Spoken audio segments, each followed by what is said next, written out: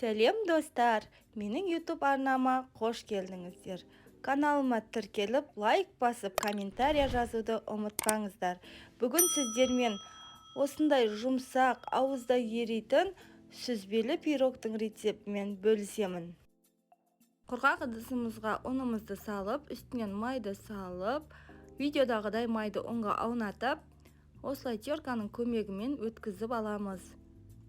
Сосын осылай қолымызбен жақсылап араластырып, бір келкі масса жасап аламыз.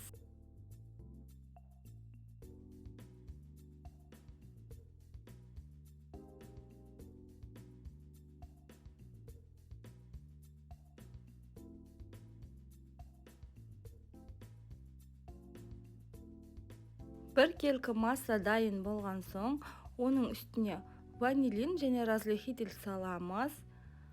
Оны да араластырып аламыз. Сосын қантты саламыз. Қантты салып жақсылап араластырып аламыз.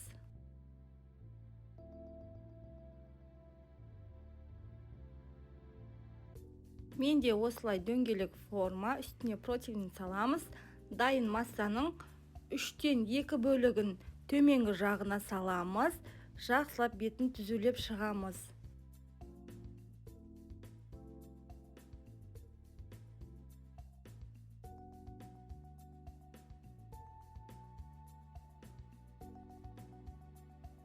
Ішіне салатын салмамызды дайындап аламыз.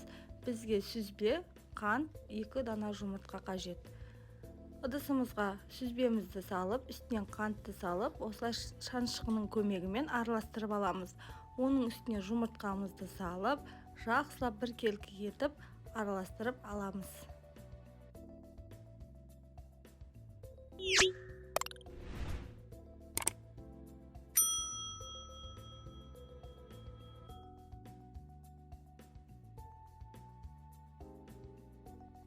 Дайын салмамызды үстіне салып, жан-жағына бір келкі етіп жайып шығамыз. Салманың үстінден видеодағыдай қалған массамызды жайып шығамыз. Бүкіл жерін жауып шығу қажет. Видеодағыдай бетін түзулеп, алдын ала қызып тұрған пешімізде 180 градуста 40-50 минут пісіретін боламыз. Достар, міндетті түрде жасап көріңіздер. Сіздерге ұнайтынына сенімдімін.